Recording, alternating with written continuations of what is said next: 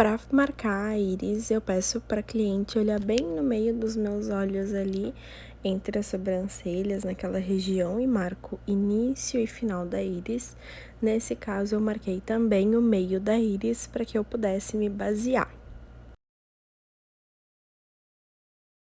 Agora eu inicio a preparação, eu utilizo o Aqua Clean para fazer a limpeza da raiz, para que eu consiga deixar os cílios bem limpinho. Não utilizo mais espuma de limpeza e acredito que essa foi a melhor maneira, pelo menos foi a maneira que eu encontrei de deixar os cílios bem limpo e higienizado. Aplico a fita 3M da Nexcare, que é uma fita que ela é hipoalergênica e ela é para peles sensíveis, então ela auxilia muito pessoas que têm problema com pele em gel, por exemplo.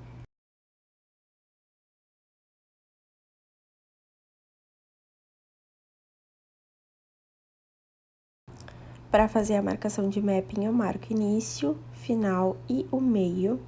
Então, depois eu divido em 8 quadrantes o mapping para que eu consiga ter uma base de como vai ser esse mapping.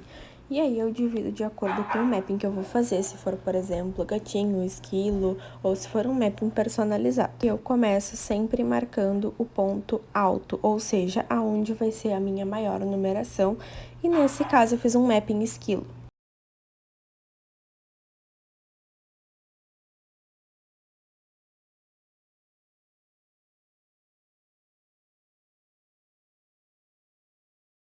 Após saber onde é o ponto alto, eu removo todas as marcações e faço o espelhamento do mapping que tá na fita para a pálpebra, para saber onde vai ser exatamente cada troca de numeração.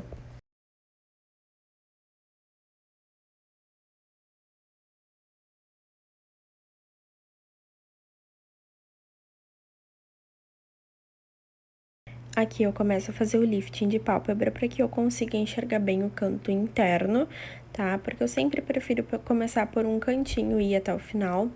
Então, dessa forma eu consigo enxergar o canto interno de uma forma muito mais fácil, fazer a acoplagem de uma forma muito mais rápida e eficiente. Eu utilizo o anel para depositar as gotas de adesivo e eu utilizo apenas 2 gotas de adesivo por cliente. Então, isso me ajuda a poupar tempo e também dinheiro, porque dessa forma eu gasto muito menos. Então, eu utilizo apenas 2 gotinhas durante todo o procedimento, porque no anel ele rende muito mais. Para mais ou menos a posição que eu fico na hora de atender, para que vocês saibam, né, como fica a minha posição corporal. Eu tento ficar sempre reta com relação a cliente, para mim não perder o foco, porque se eu ficar me mexendo muito, eu acabo perdendo tempo.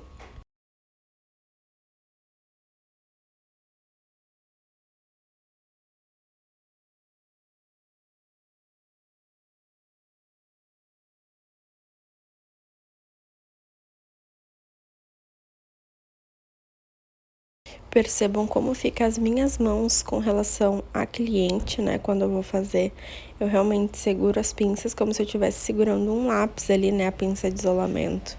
Para que eu tenha bastante firmeza, eu acabo apoiando um pouco na cliente, as minhas mãos.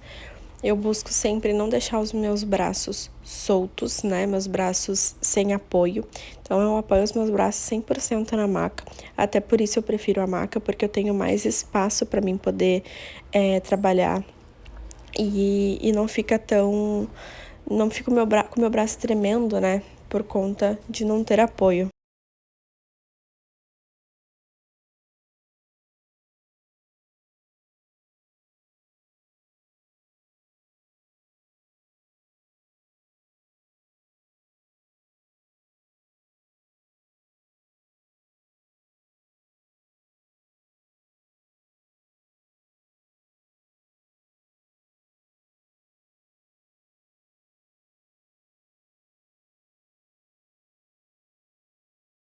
Eu busco não deixar o meu braço assim, sem apoio para fazer cílios na cliente, nem muito elevado, nem tentar me apoiar muito na cabeça da cliente. Eu tentei mostrar isso um pouquinho para vocês.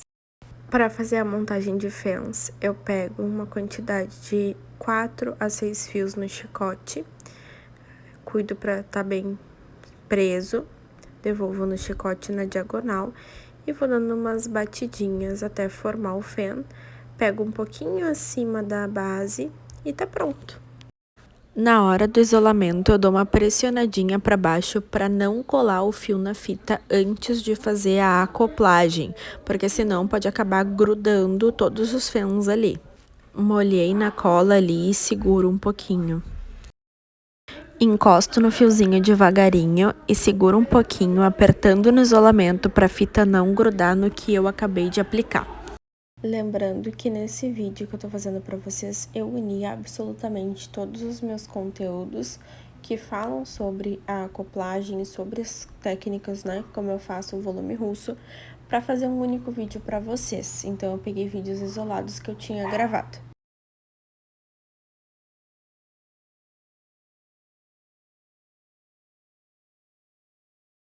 Novamente, na acoplagem, eu dou uma pressionadinha ali com a pinça para baixo e faço a acoplagem dando uma seguradinha no fio.